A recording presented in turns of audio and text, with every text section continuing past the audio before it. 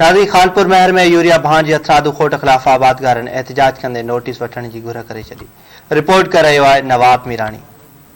जी बिल्कुल से मौजूद है मुख्तार काराफी जाडो जिते आबादगारन जो धरणो है कामरेड दो मार जगवाणी में भाण जी खोट खिलाफ अचो तो उनकी गाल कयूं तो उन जो छा चवणा केड़ा मुतालबा है किन गिन बारी है इनके इंशाल्लाह बबर असा कंदासे हारन के हुकूक वठी देई करे पो वेंदासे इंशाल्लाह सूमर को उम्मीद असा जी है फैसलो इंशाल्लाह यो कंदासे सूमर को बाकायदे एसी है मुख्तार कार के खिलाफ तहरीक हलाइंदासे तो साहब के खबर पौंदी हकीकत ये है भाण मौजूद है शहर में रक्षन में वने तो पियो असा एसी साहब से मिलाऊं मुख्तार कार साहब से मिलाऊं पर रात असा डीसी साहब से भी मिलाऊं असा जिले जा अगवान उन्होंने असा के यकीन दियानी तो कराई है इसो केतरो अमल थे तो भाण जो को पब्लिक के मिले तो या न तो मिले। हे हरू भरू हथरादू खोट कई वही है। हे डीलरन जो एकड़ो मना पाण में गठजोड़ है जी 2500-2600 रुपया बोरी दिंदा पिया रात के टाइम में हे पंहिंजूं ट्रालियूं भराए पंहिंजे मनपसंद माण्हुनि खे ॾींदा पिया। असां इहा डीसी घोटकी ऐं एसी साहब जी जेको आहे इहो माना नाअहली सम्झूं था पिया।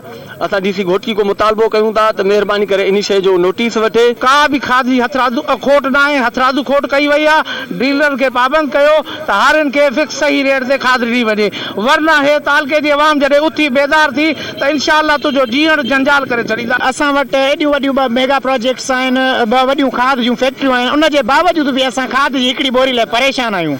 सो असां आला अमलदारन डीसी ऐं एसी खानगढ़ के गुजारिश कयूं था त जेका हारन में बेचैनी आहे इनके खत्म कयो वञे जेको गवर्नमेंट जो रेट आहे उन ते भाण हलायो वञे। कैमरामैन घटजू सगन नवाब मीराणी, दादी न्यूज़, खानपुर।